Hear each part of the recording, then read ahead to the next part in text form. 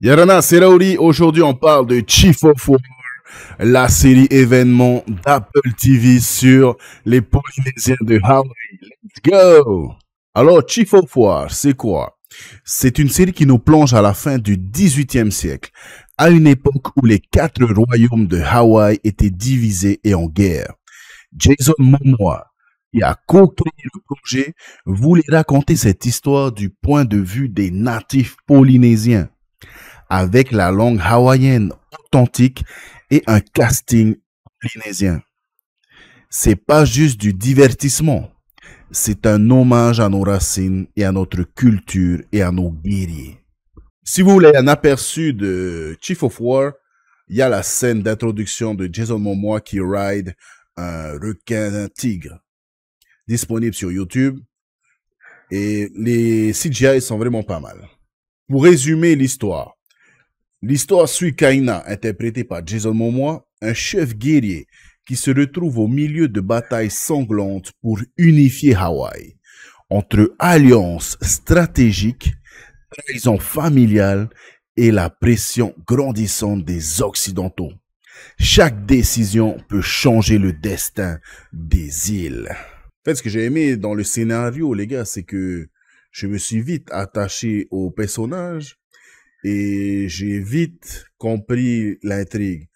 On voit que, en fait, le personnage de Jason Momoa, Kaina, en fait, c'était le GOAT des guerriers, c'était le patron des guerriers de l'île de Maui, mais il a décidé de laisser cette île derrière lui, hein. Enfin, c'est l'île de Maui, si je me souviens bien. Il a décidé de laisser tout ça, hein, derrière lui, parce qu'il en a marre des guerres, il en a marre des combats, et il s'est exilé sur une petite île avec sa femme et quelques-uns de ses bros.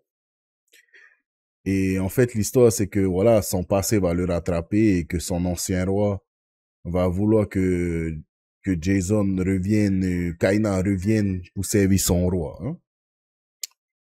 Et après, ben, c'est de là que ça va partir l'histoire et il y aura des péripéties. Tournage et coulisses. La production a été un énorme défi.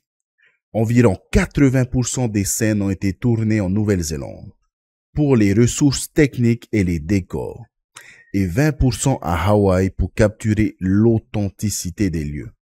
Certaines scènes ont même été filmées pendant l'éruption du Mauna Loa. Donc là, on a quand même le mana d'un volcan qui vient accompagner le tournage de cette série. C'est magnifique. Et c'est un peu décevant qu'il n'ait pas pu tourner la majorité des scènes à Hawaï. Surtout que ça concerne leur histoire. Je peux comprendre que le peuple hawaïen ait été déçu de ça. Les Néo-Zélandais, c'est nos frères polynésiens aussi, mais ce n'est pas la même chose. Ce n'est pas la même histoire. Ce n'est pas la même île.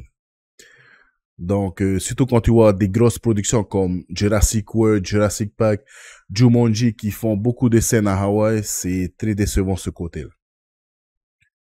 5. Réception et conclusion. 92% d'avis positifs sur Rotten Tomatoes. Les critiques saluent un drame historique immersif, puissant et respectueux de la culture polynésienne. Alors les gars, après vous avoir présenté la série, quelques-unes des anecdotes, je vais maintenant vous parler des 2 premiers épisodes.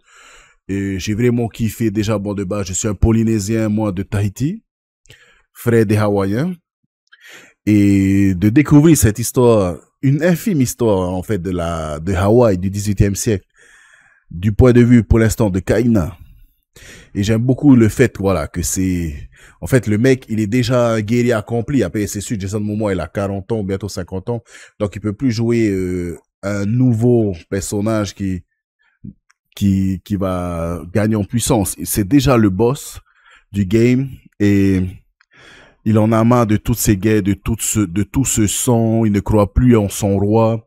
Du coup, il s'est exilé et il est le chef de quelques-uns de ses amis. Il vit sa vie comme il le sent, libre. C'est ça, en fait.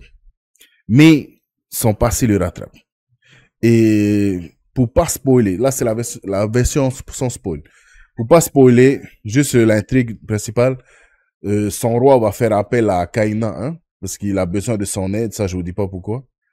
Et lui, il est pas très chaud pour y aller, mais il est obligé d'aller parce que sinon, ben le roi, on sait, les rois de Hawaï avant, c'est violent, hein, il y a beaucoup de scènes de meurtre et tout. Il est obligé d'aller, sinon on va pas le laisser en paix en fait. Et ça vous donne envie les gars parce que il va devoir aider son roi, mais tout va pas se passer comme prévu. Voilà, sans spoil.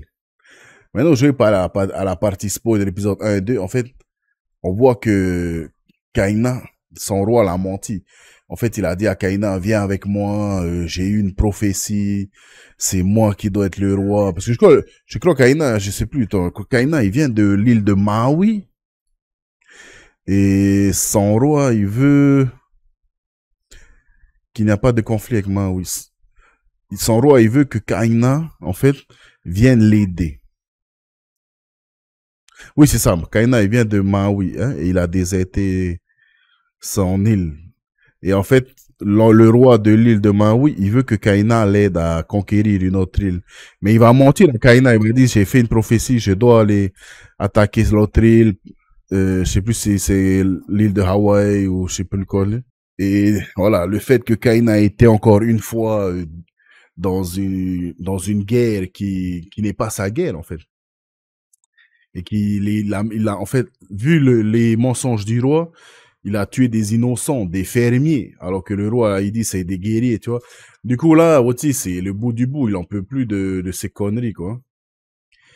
Et voilà. Pour pas trop résumer, on n'est pas aussi, on n'est pas là pour faire un résumé, mais pour parler de l'histoire, pour parler de la série en général. J'ai beaucoup aimé, même les costumes polynésiens.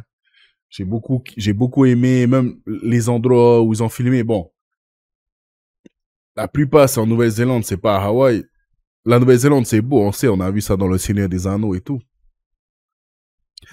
Mais je trouve que, tu vois, c'est pas genre, quand ils filment les décors, c'est pas genre, waouh, c'est beau comme dans Le Seigneur des Anneaux, comme Jurassic World. On dirait c'est très morose les décors de l'île.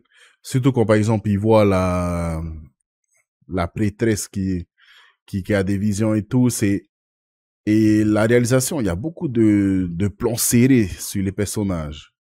Côté réel, c'est très